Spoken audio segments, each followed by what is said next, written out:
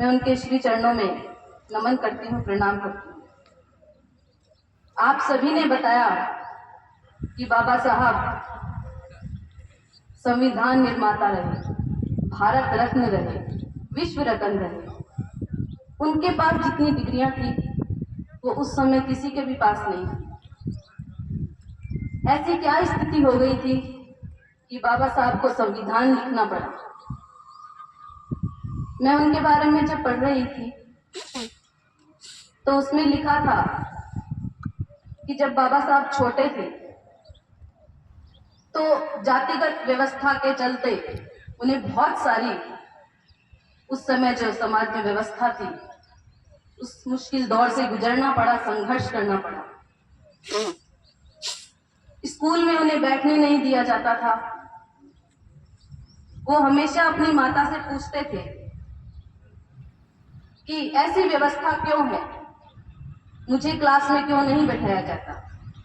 तो उनकी माता कहती थी कि किताबों में ऐसा लिखा है। और बाबा साहब का उत्तर होता था कि मुझे मौका मिला तो मैं उन किताबों को ही बदल दूंगा।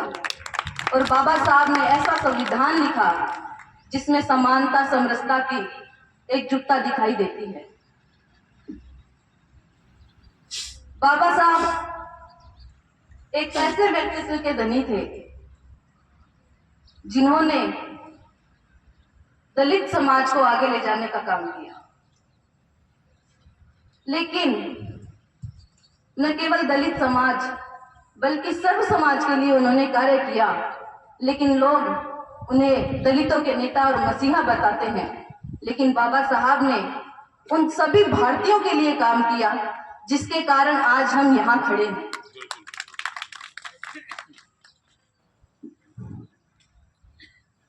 मेरा मानना है कि बाबा साहब यदि आदर्श और विचार हम ग्रहण कर ले और हमारी जो पीढ़ी है उनको भी हम बाबा साहब के बारे में बताएं और उनके सत्मार्ग जो दिखाए हैं उन पर उन्हें चलने को कहे, तो आज ये जो देश है वो आगे निश्चित रूप से बढ़ेगा।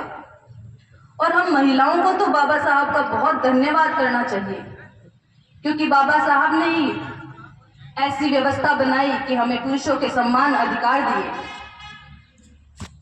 महिलाओं को maternity leave, child care leave और यहां तक वोट देने का भी अधिकार हमें बाबा साहब ने दिया। आज हम एक जयंती के दिन बाबा साहब को याद ना करें, बल्कि पूरे साल हम बाबा साहब को नमन करें, याद करें। हम सब एक दिन बाबा साहब को याद करेंगे और इस दरवाजे से बाहर निकलते ही हम सब यही बोलेंगे आज बाबा साहब की जयंती थी, हम जयंती मना के आ रहे हैं। ऐसा क्यों? बाबा साहब की जयंती हम रोज क्यों नहीं मना सकते? बाबा साहब जिन्होंने हम सबको एक ऐसे रूप में पिरोया है और शिक्षा हम सबको देने का कार्य किया है, क्योंकि बाबा साहब ने एक बात और कही थी। ये तो आप सभी को पता है कि शिक्षा वो शेरनी का दूध है, जो पिएगा वो दहाड़ेगा। लेकिन बाबा साहब ने एक बात और कही थी कि आपके पैरों में जूते हो ना हो, लेकिन आपके हाथों में किताब जरूर होनी चाहिए। ऐसे जो विचार एक व्यक्ति रखता है तो आप सोचिए कि उन्होंने अपने जीवन में कितना संघर्ष किया होगा, किस प्रकार से उन्होंने वो कष्ट झेले होंगे और वो कष्ट उनकी आने वाली पीढ़ी ना झेले, इसलिए उन्होंने कितने कार्य किए होंगे। वो चाहते तो उनके पास इतनी डिग्रियां थी, वो विदेश जाके भी अपनी एक नौकरी कर सकते थे, लेकिन उन्होंने ऐसा नहीं किया। उन्होंने आने वाली पीढ़ी के बारे में सोचा। और बाबा साहब के लिए यहाँ तक कहा जाता है कि उनसे पूछा गया कि आप अपने आप को या देश की आजादी को पहले रखते हैं, तो बाबा साहब ने कहा देश की आजादी। जब बाबा साहब से पूछा गया कि आप दलित या देश को आगे रखेंगे, तो बाबा साहब ने कहा दलित, क्योंकि ऐसी आजादी किस काम की जहां दलितों को सम्मान, न्याय, अधिकार, समरसता नहीं मिलेगी। ऐसे देश की हम क्या करेंगे? ऐसे देश की जो व्यवस्था है आजादी, उसमें हम क्या करें? तो आप सभी यहाँ पधारे और हम सब बड़े गौरवान्वित हैं कि हमारे ऐसे आदर्श हुए। और मैं तो दादाजी को भी अपना आदर्श मानती हूँ, क्योंकि उन्होंने भी हमेशा शिक्षा पर जोर दिया और गांव में मृत्यु भोज बंद करवाया, बाल विवाह बंद करवाए। उनका कहना एक ही बात थी उनकी कि आप पढ़ते रहो, पढ़ोगे तो आगे बढ़ोगे।